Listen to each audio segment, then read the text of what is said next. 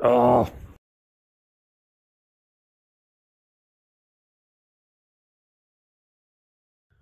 What's up, everyone? Welcome back to the channel. I figured you guys would be back to see the next step in our 600RR build, which is getting it started. Now, for those of you that are new to the channel or didn't get a chance to see the last video, basically what we had to do with this bike is we had a stripped out spark plug thread in the cylinder that you see that's closest to us. And we actually had to take and tap the drill and tap the head itself to fit a slightly larger 12mm plug that was equivalent to the 10mm ones that were in it. We successfully did so, and now we're at the point where we have to start getting this thing put back together. Our first step is going to be jacking up the motor and getting that thing tilted back into where it has to be so I can get the frame bolts in. So let me go ahead and do that. All right, real quick, guys. So something you might run into that I'm running into right now, it wasn't too bad getting the engine pried down.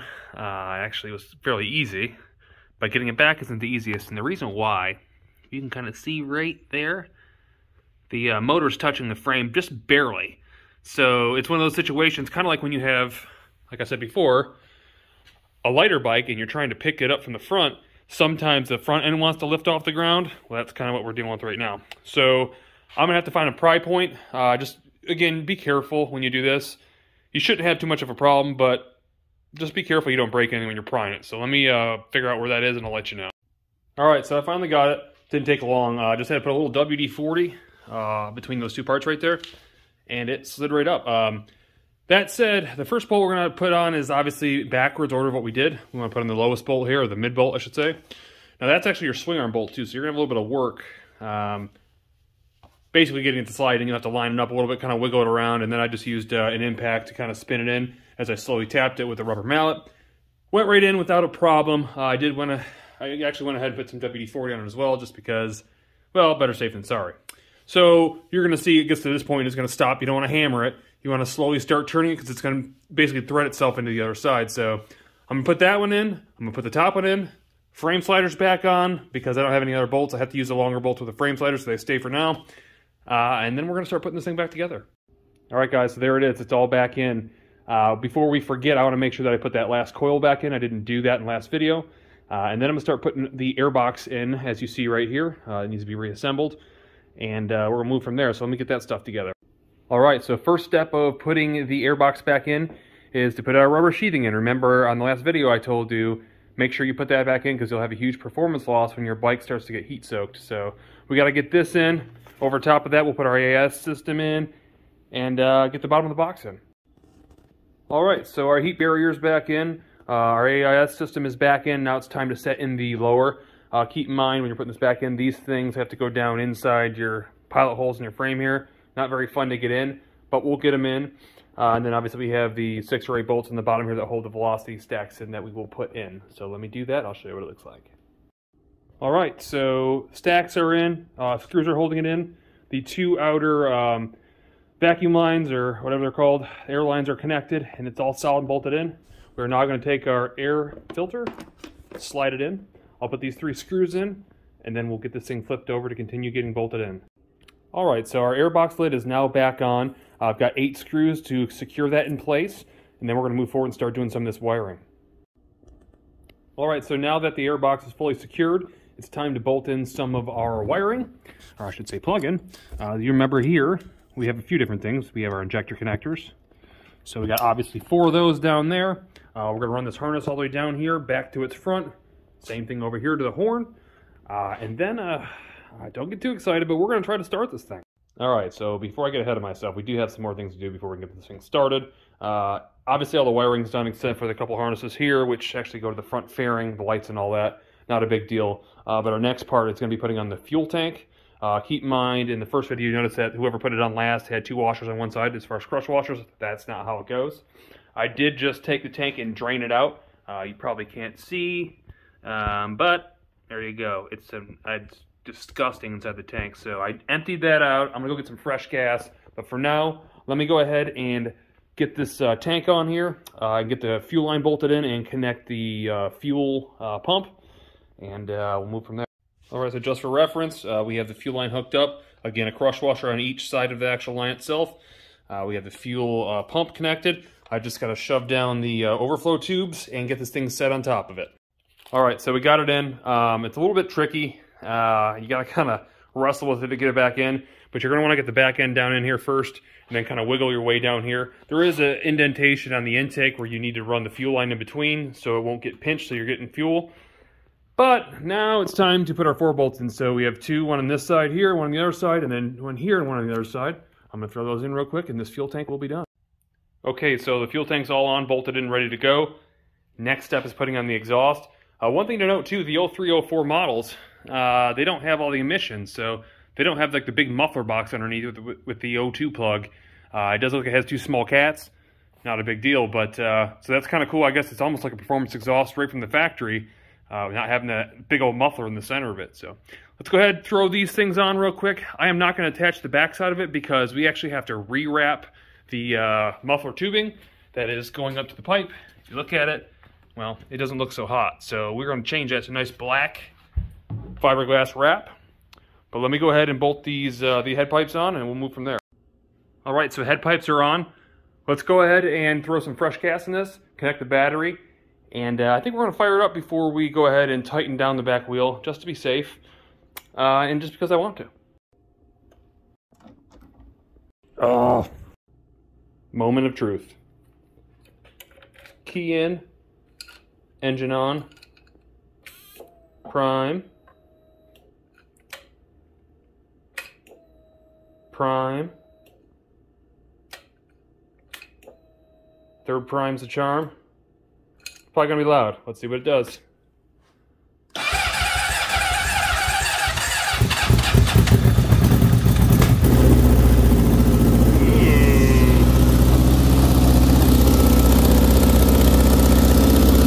got the exhaust at an angle a bit down here. I gotta take it back off and lower it. But the fact is it runs good and I don't see anything popping out of the head.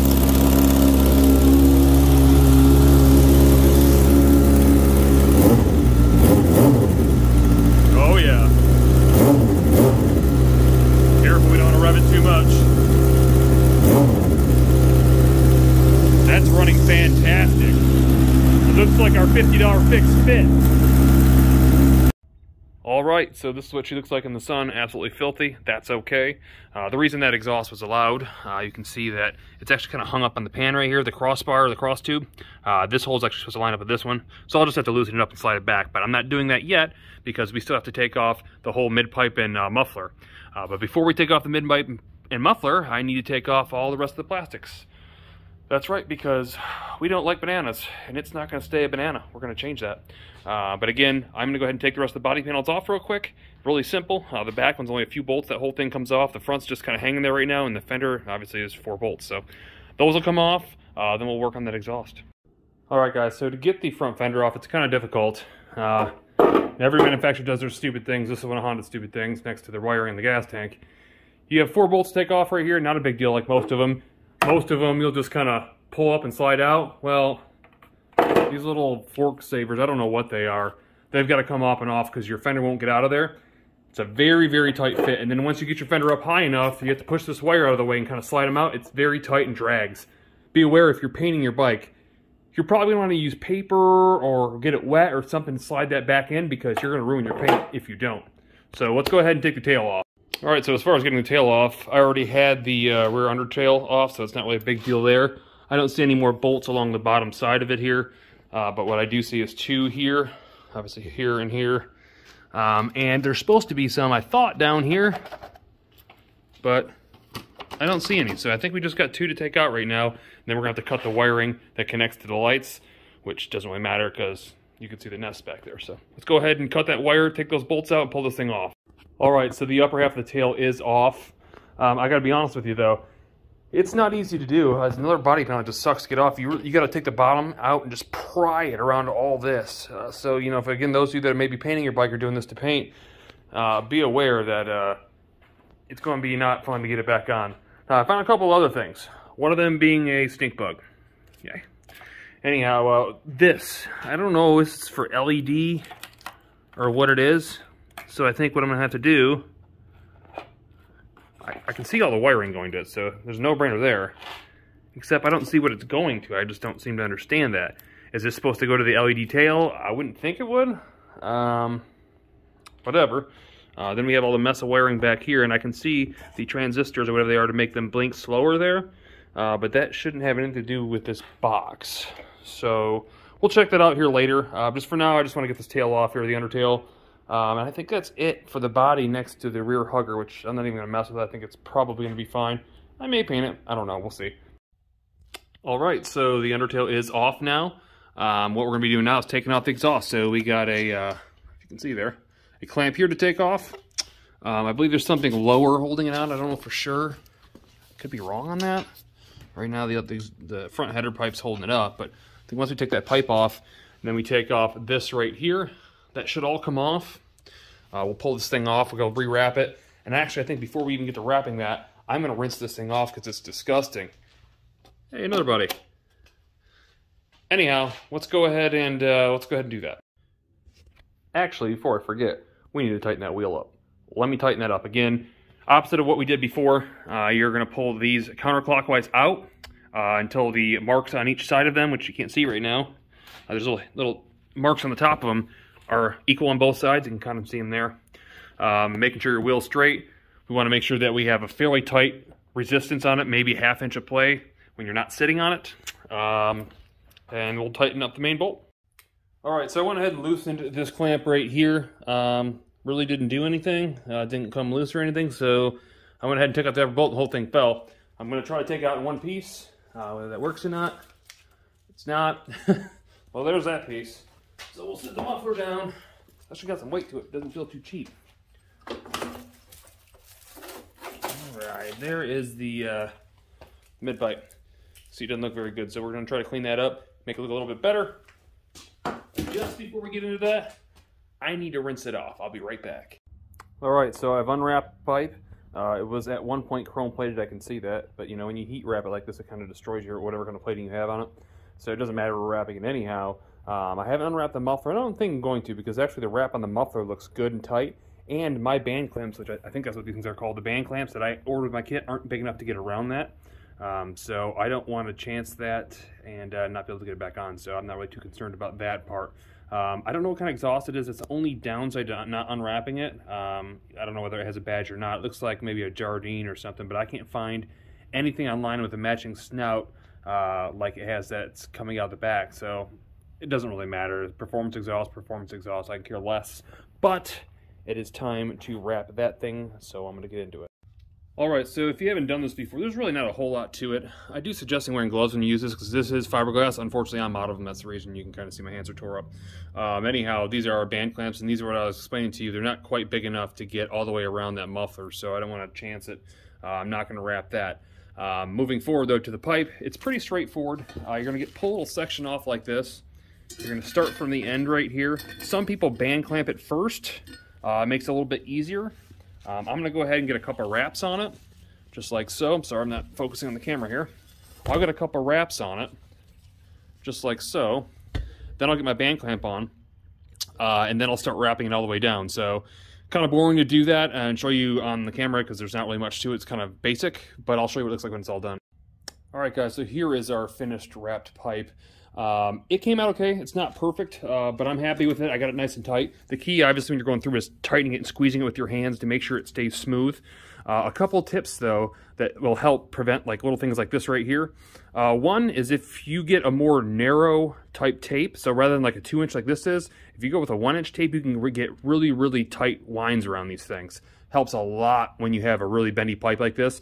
In fact, you hear people that talk about wrapping headers, how they hate it because they're so tight and winded. And then if it's already welded header, you have to try to get in between the piping, so it's kind of really a headache. However, we got it done. Not perfect. You can see there's a little spot here. Not a big deal. One thing else I want to point out is about your band clamps. Now, with cheaper band clamps like this, I typically take like a needle nose plier after I get it as tight as I can, and I just kind of twist it. It's kind of all you can really do with these cheaper ones. This is an Amazon product. It's not really a high-end like Jegs or a Holly brand or something like that. It was cheap. It was quick. I got it. The better ones you'll hear, they'll kind of click into place and they hold really, really tight and are easy to use. Either way, though, whether you got the cheap ones or the more expensive ones, make sure you clip off the end basically the whatever's left over that band clamp. You don't want it sticking out, obviously, and plus they're sharp, they'll cut you. So that's what it looks like right there. I'm going to go ahead and set this aside. We're going to move forward.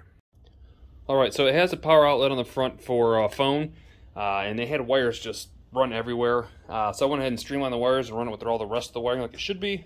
Positive all the way back to the battery. There was no need to run the ground all the way back to the battery, so I ran it to an open bolt that was right here. So nice and clean there. Now it's time to go ahead and get this radiator put back on. So the radiator's back on, it's mounted.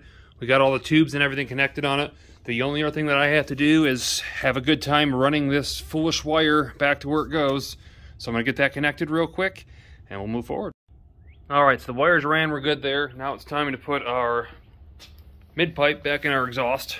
So basically we are sliding it down like so until it turns down where it needs to go. Kind of see down there, see where it belongs. Kind of slide it down onto it until it gets into its place. Then we'll set our muffler up in here where it belongs, and the muffler will be done as well. All right, exhaust is on, and I decided to go ahead and put a second band clamp that you can see right here. It was kind of flappy. I figured in the wind it would eventually unravel. I didn't want that, so it actually turned out really nice on the bike. But it is time to put a little radiator fluid in. We're going to start this thing back up again, let it run for a while. I'll probably zip down on the street with it just to make sure that it runs through the gears like it should. And then I think it's time to possibly move on to bodywork. Alright guys, so it runs and rides absolutely perfect. Remembering that the previous owner said something about the stator of the rectifier or something, it's not charging. I wanted to hook up the voltmeter to it as I rev the engine to ride it. And you can see that it's charging like it's supposed to, so I don't have any worries there. It sounds fantastic, it's smooth. The clutch is super, just absolutely buttery smooth. It rides perfect, so I think at this point, it's time to move forward. I think it's body time. On that note, guys, we are going to call it a wrap on this video. I think we got a lot done. And since the next part's bodywork, I want to keep that all one video, just to kind of show you guys what I do with the bike. And then at the end of that video, we'll probably go through a wrap up on exactly what it cost, was it worth it, and how do we fare on the overall purchase of this bike. So if you found it entertaining, fun, you're happy I got it running, definitely throw that thumbs up. And if you haven't already, definitely hit that subscribe button if you're not currently. And if you want a notification right when this next video comes out, hit that bell notification just below it. Thanks again. I'll see you in the next one.